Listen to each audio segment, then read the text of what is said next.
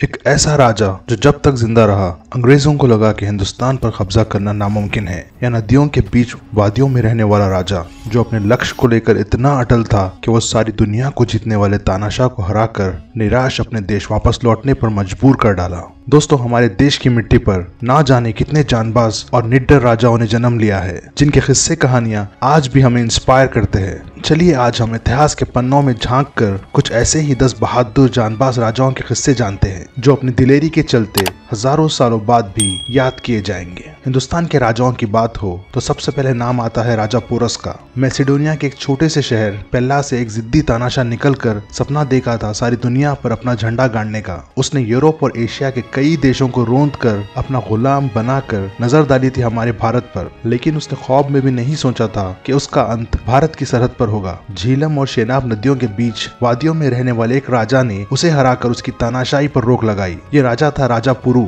जिन्हें Greek literature में अक्सर राजा पोरस भी कहा जाता है। राजा पोरस ने न सिर्फ सिकंदर का सामना किया बल्कि उसे भारत में कदम रखने नहीं दिया, और यही युद्ध सिकंदर की जिंदगी का अंतिम युद्ध बना। सिकंदर के खात्मे से कई राज आजाद हो गए और उस खाली जगह को आगे आने वाले राजाओं ने पूरा किया, जिसमें पहले है चंद्रगुप्त मौर्य, एक वीर योद्धा जो कि पहले एक चरवाहा था। उसे एक ऐसा मास्टर मिला चाणक्य के रूप में, जिसके साथ मिलकर चंद्रगुप्त मौर्य ने नंद डायनेस्टी जैसे विशाल साम्राज्य को ढेर कर डाला और मौर्य एम्पायर का फाउंडेशन रखा। फिर उसने धीरे धीरे सारे भारत पर कब्जा किया। आपकी जानकारी के लिए बता दें कि मौर्य एम्पायर को हिंदुस्तान का सबसे पहला एम्पायर भी माना जाता है। इन्हीं के डिसेंडेंट थे राजा विक्रमादित्य, जो खुद एक बहुत बहादुर राजा थे, जिसके जीवन से इंस्पायर होकर विक्रम बेताल के किस्से लिखे गए, जिसमें एक बहादुर राजा का सामना जंगल के वीराने में एक पिशाच शैतान से होता है। इस पर एक अलग से वीडियो बनती है। अभी अगली बात करते हैं अशोका द ग्रेट की। अशोका एक ऐसा नाम है जो ना सिर्फ आज हर कोई जानता है बल्कि इसके साथ ग्रेट भी लगाया जाता है। ये इसलिए मुमकिन हुआ कि अशोका ने एक्चुअल अखंड भारत बनाया था, जो अफगानिस्तान से लेकर बर्मा तक और कश्मीर से कन्याकुमारी तक फैला था। अशोका को दुनिया के ग्रेटेस्ट राजाओं में से एक माना जाता है, लेकिन अपनी सरहदें आगे बढ़ाने के जुनून में वो इतना आगे बढ़ गया कि अशोका ने एक ऐसी जंग लड़ ली जो आज भी ब्लडी वॉर ऑफ इंडिया के नाम से जानी जाती है। कलिंगा को जीतने का सपना कभी अशोका के पूर्वजों ने देखा था, जो आज मॉडर्न डे उड़ीसा है। कलिंगा युद्ध में हुआ खून खराबे ने अशोका के दिल पर इतना गहरा असर छोड़ा था कि उन्होंने सब राजपाट त्याग कर बुद्ध धर्म अपना लिया। दोस्तों, मुगल्स बाहर से जरूर आए थे, और अगर उनके 300 सालों के इतिहास पर नजर डाली जाए तो हमें वहाँ बहुत कुछ मिलता है, कुछ अच्छा और कुछ बुरा। लेकिन अगर हम जलालुद्दीन मोहम्मद अकबर के 50 साल के इतिहास को देखते हैं तो वो उस दौर के भारत का सबसे सुनहरा दौर था। सिर्फ 14 साल की उम्र में राज संभालने वाला एक छोटा सा राजा अपनी दूरंदेशी के लिए मशहूर था। वो युद्ध को आखिरी रास्ता मानता था। अकबर ने किसी के धर्म को देखे बिना सबकी तरफ दोस्ती का हाथ बढ़ाया। अकबर एक ऐसा राजा था जो हिंदू मुस्लिम दोनों को एकजुट रखता था। इन्हीं सब के आधार पर उसने एक नया रिलीजन बनाया था, जिसमें सभी धर्मों की अच्छाइयों को जोड़ा गया था।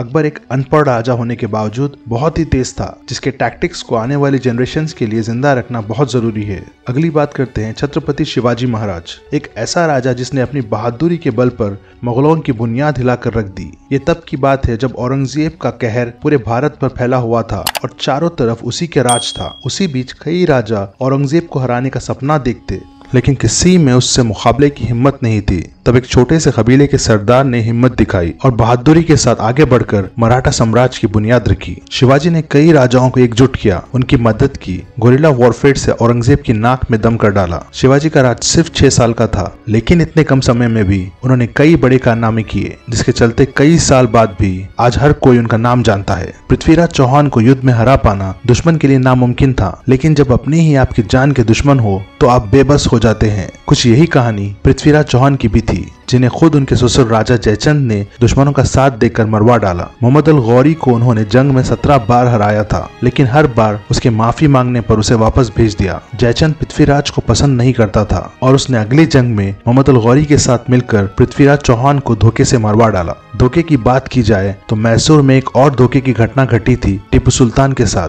जो हिंदुस्तान के सबसे वीर योद्धाओं में से एक है। मैसूर के राज से अंग्रेज भी डरते थे और अंग्रेजों के सामने मैसूर राज एक पहाड़ की तरह खड़ा था। टिप्पू सुल्तान ने सिर्फ 15 साल की उम्र में अंग्रेजों के खिलाफ पहली जंग लड़ी। माना जाता है कि टिप्पू सुल्तान ही वो आखिरी राजा था जिसने मैदान जंग में अंग्रेजों को रोंद कर रखा था। अंग्रेजों ने कई बार टिप्पू सुल्तान से जंग की और हर बार उन्हें हार का सामना करना पड़ा। अंग्रेज ये जानते थे कि टिप्पू सुल्तान को खुले मैदान में हरा पाना नामुमकिन है, जिसके चलते वो मैसूर के एक वजीर मीर सादिक को रिश्वत देकर टिप्पू सुल्तान को धोखे से मरवा डाला। अगली बात करते हैं महाराणा प्रताप की। मेवाड़ के इस राजपूत राजा के बगैर भारत का इतिहास अधूरा है। कहते हैं कि जंग लड़ना तब सबसे ज्यादा मुश्किल होता है जब आपको अपनों के ही खिलाफ लड़ना हो। अकबर की राजनीति थी कि या तो वो सबको अपना दोस्त बनाकर अपने एम्पायर के नीचे रखता या फिर उनके राज को युद्ध से जीत लेता। उसी के चलते महाराणा प्रताप ने अकबर के आगे झुकने से ज्यादा जंग लड़ना ठीक समझा। हल्दी घाटी का युद्ध मुगल एम्पायर के लिए कभी ना भूले जाने वाला युद्ध है। महाराणा प्रताप पर उनके राजपूत राजाओं ने अकबर के राज को एक्सेप्ट करने के लिए दबाव डाला,